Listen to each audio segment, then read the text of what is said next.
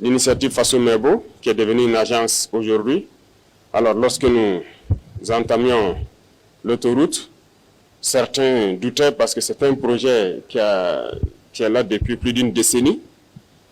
Bien sûr, nous avons trouvé le projet et lorsque nous avons donc cherché à comprendre même le projet, c'était une autoroute de 2 fois 2 voies. Et les entreprises, en majorité étrangères, qui avaient fait des propositions, les moins chères étaient, je pense, 1032 milliards pour faire les 2 fois 2 voies. Et donc, on nous proposait de nous financer pour pouvoir le réaliser en 10 ans, pour les délais les plus courts. Il faut être conscient. Pour nous condamner les générations qui ne sont même pas encore nées à des prêts de 50, 60 ans pour construire une autoroute de 2 fois 2 voies qui sera dépassée dans peu de temps. Lorsque nous avons voulu savoir si c'est 4 fois 2 voies, certains même se sont moqués de nous, certains entrepreneurs, ils n'y croient pas. Dans un tel pays, 4 fois 2, c'est pas raisonnable. Certains ont dit que ça devrait nous coûter plus de 3 000 milliards. Mais comme je dis, dans la révolution, c'est la responsabilité, c'est la conscience. On ne va pas rentrer dans ces schémas. Voilà pourquoi nous avons décidé de le faire nous-mêmes. Parce que nous avons confiance en nos jeunes ingénieurs, nous avons confiance au potentiel des Burkinabés. Nous avons donc cherché des équipements de tout ordre. Aujourd'hui, sur ce chantier, je peux dire que le chantier il est unique en Afrique. Il n'y a pas un chantier d'autoroute pareil qui mobilise autant de monde, autant d'équipements. Il n'y en a pas. Les travaux de nettoyage, il y a plus de 100 bulldozers sur ce chantier. Et je ne vois pas pareil. Je m'étais donné 2 mois pour qu'ils puissent finir le nettoyage. Et je pense qu'ils ont tenu le pari. Nous sommes à 40 jours, ils ont déjà fait plus de 70% du nettoyage. Et le 15 février, s'il plaît à Dieu, ils auront fini. Ce qui veut dire que le rythme aussi, il n'y en a pas pareil en Afrique. Et nous allons finir, c'est un défi, nous allons finir dans un délai que personne ne va croire. Parce que nous avons déjà tout à notre disposition. Toutes les machines, tout le nécessaire est là. Il ne nous reste que le carburant et le bitume à payer. Sinon, tout le nécessaire est là.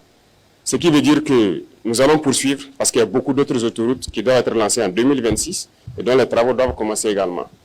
Les infrastructures, c'est une priorité. Ça aide tout le monde, que ce soit les populations civiles, les forces armées, les forces de sécurité intérieure. Tout le monde a besoin d'infrastructures routières. C'est pour dire qu'il faut se concentrer sur ces acquis-là, voir qu'est-ce que nous avons pu réaliser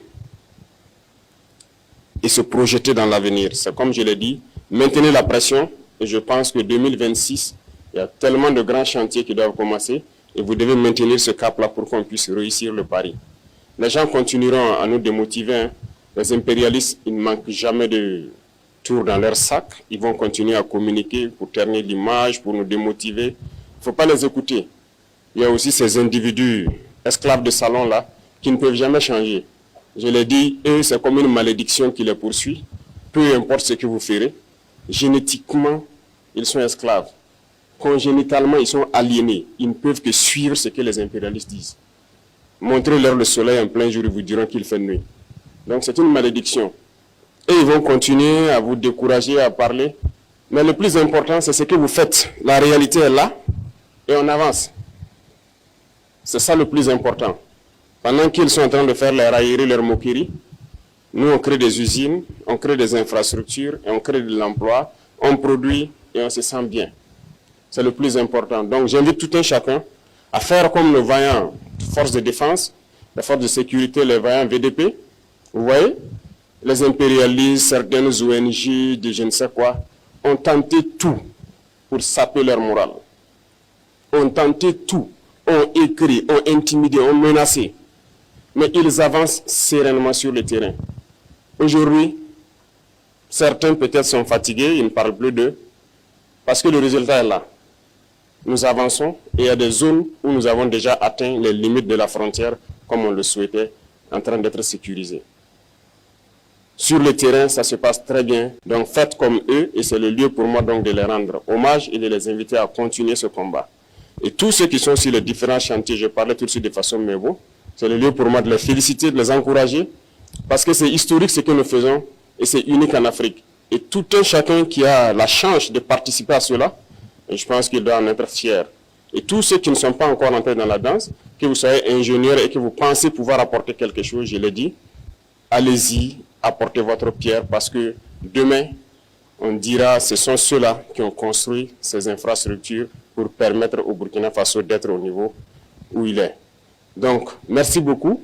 Je vous souhaite encore bon courage parce que le courage, vous en avez tous besoin. Le courage, vous en avez besoin pour transcender tout ce qui peut se dire.